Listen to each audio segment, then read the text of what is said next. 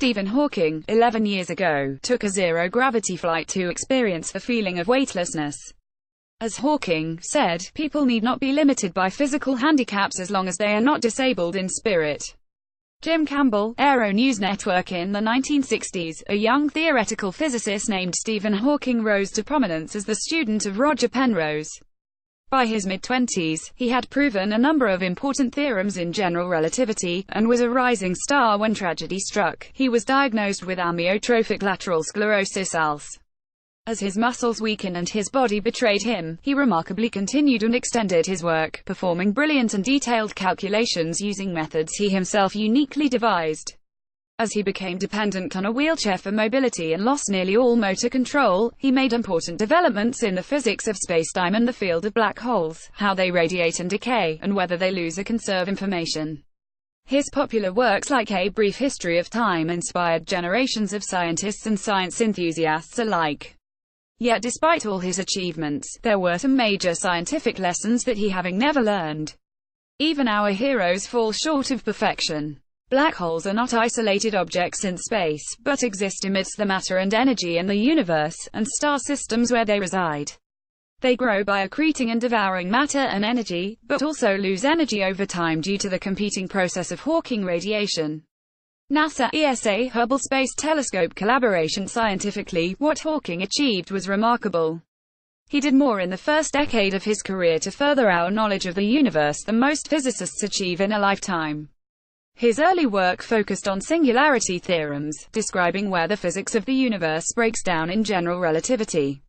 Hawking demonstrated that these conditions were physically important, and not mere mathematical curiosities. Black holes and other singular spacetimes contained them. Hawking helped categorize and describe them. He then tackled the event horizon, describing their area, temperature, and entropy, among other properties. He wrote about what happened under conditions where two event horizons merged. Most famously, he applied quantum field theory to the conditions around an event horizon, and found that black holes slowly evaporate through a process we now call Hawking radiation. By the mid-1970s, he was a titan of the field of astrophysics. Hawking radiation is what inevitably results from the predictions of quantum physics in the curved spacetime surrounding a black hole's event horizon. This diagram shows that it's the energy from outside the event horizon that creates the radiation, meaning that the black hole must lose mass to compensate. E. Siegel Hay also made an incredible impact on society, popularizing his work and some esoteric aspects of theoretical physics. Questions like what happens as you fall into a black hole or how was the universe born weren't thought to be of interest to the general public, but Hawking proved the skeptics wrong, selling millions of copies of his books and later becoming an iconic celebrity for his curiosity and communication skills. He demonstrated himself to be witty, humorous, and optimistic in many ways, despite his physical disabilities and his inability to vocalize his thoughts. As his body further decayed, his mind remained sharp and curious, and he continued taking on students and writing scientific papers. He was even instrumental in the viral Ice Bucket Challenge, which helped raise money and awareness for ALS research. He remained active, despite his health, until the day he 2 years ago. Hawking was among the team of many luminaries in science communication, spaceflight and industry, who came together to announce the new space exploration initiative of the Breakthrough Starshot. Gary Gershoff, Wire Image. His work, his life, and his scientific contributions made him an inspiration to millions across the world, including to me. But the combination of his achievements and his affliction with ALS, combined with his meteoric fame, often made him immune to justified criticism.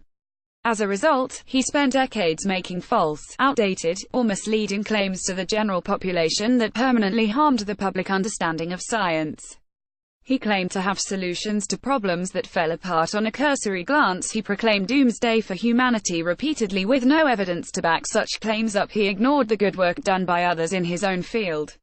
Despite his incredible successes in a number of arenas, there are some major scientific lessons he never learned.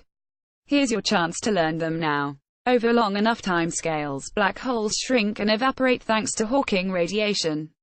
That's where information loss occurs, as the radiation no longer contains the information once encoded on the horizon. Illustration by NASA 1. We still don't know whether black holes destroy information. A black hole, at its core, can be completely described by only three parameters: its mass, its angular momentum, and its charge. This no-hair theorem seems at odds with the fact that objects that can fall in, like, say, a book, contain a lot more information than that, and the laws of thermodynamics do not allow us to decrease information or entropy as time goes forward. While the information within a book may get imprinted on a black hole's event horizon, eventually that black hole will decay to purely thermal radiation, Hawking radiation. What does this mean for the book's information? Is it conserved, somehow, and entangled in the quantum morass of radiation that gets emitted, or is it lost forever to the abyss of the black hole? Despite Hawking's numerous grandiose claims, this question remains unanswered. The black hole information paradox has outlived the paradox's creator. The stars and galaxies we see today didn't always exist, and the farther back we go, the closer to an apparent singularity the universe gets, but there is a limit to that extrapolation. NASA, ESA, and a failed STSCI-2. The Big Bang does not necessitate a singularity. If the universe is expanding and cooling today, then it must have been hotter, denser, and smaller in the past. Extrapolate back far enough, and you can imagine all of the matter and energy in the universe getting condensed into a single point, a singularity. But this completely ignores everything we've learned since 1979 about the conditions that set up the Big Bang. It completely ignores cosmic inflation, which tells us that before you ever reach that singular beginning, the universe was described by a different physical state, one that may not have a singular beginning at all. The only theorem showing that an inflationary state can't be eternal to the past can be circumvented in a number of ways, meaning the universe may not have begun from a singularity at all. For all of Hawking's talk of what came before the beginning of time, the universe does not compel us to believe that time itself necessarily had a beginning at all. An illustration of an imagined Europa-Octo-alien swimming away from a rock. Europa, a moon orbiting the planet Jupiter, is often regarded as the most likely candidate world in our solar system beyond Earth to harbor life. And though it could be potentially dangerous to our own, it isn't necessarily because of malevolent intentions. LWP Comunicatio, Flickr 3. Humans are not to be destroyed by aliens, AI, or ourselves. While it's important to be cautious about the actions that we take as humans, imagining the worst possible outcome and lauding it as inevitable is not only fatalistic, it's bad science. Sure, being circumspect about our actions and policies is important, but surely it's equally important to be humble about the forces we do not yet understand, and to honestly examine all the aspects of what we do understand. Intelligent aliens may be hostile, or they may view humans as inconsequential ants, but there are compelling reasons to believe that, if they exist, they may be curious and peaceful. Furthermore, even if they are hostile, humanity may survive it, just as ants have survived us. Even with pollution and global warming, humanity is unlikely to go extinct, and the greatest danger from AI isn't that the robots will become self-aware and try to kill us, but that a nefarious human will program them to turn on us. It's up to humanity to carve our own, bold path in the universe in the face of uncertainty, not to let our most base fears about annihilation deter us from our greatest ambitions. The Standard Model particles and their supersymmetric counterparts. This spectrum of particles is an inevitable consequence of unifying the four fundamental forces in the context of string theory, but supersymmetry, string theory, and the presence of extra dimensions all remain speculative and without any observational evidence. Claire Daybin 4. Be humble about your own speculative, unproven ideas. This is a pitfall that has afflicted many of the greatest minds throughout scientific history, to fall in love with their own fringe scientific ideas so thoroughly that you tout them with the certainty normally reserved for verified, validated, robust theories. Hawking's no-boundary proposal is speculative and unproven, yet Hawking will often, including in A Brief History of Time, speak about it with the same certainty he'd speak about black holes. Ideas like baby universes, a unifying theory of everything, and higher dimensions may be common, but they lack evidence. In many senses, they remain untested, while in others, the evidence that could support them has failed to materialize.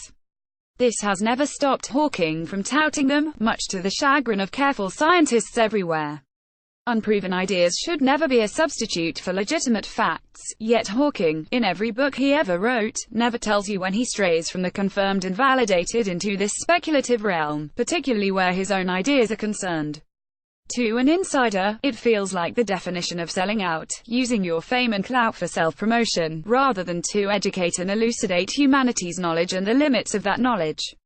Stephen Hawking, at age 73 in 2015, with Richard Avedon and Sir David Attenborough, at the opening of the Western Library at Oxford. Stephen Hawking was a titan of science communication, and an enduring symbol of how much someone with a disability could achieve in this world. His accomplishments, particularly his scientific work from the 1960s and 1970s, created vibrant areas of research that are still flourishing today.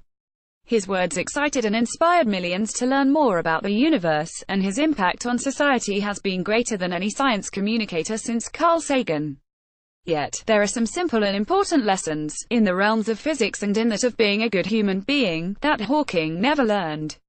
He belongs to the ages now, but both the lessons he taught us and the lessons he failed to learn for himself are open to us all. May we memorialize him in the best way possible, by increasing our own knowledge and curiosity to live better lives.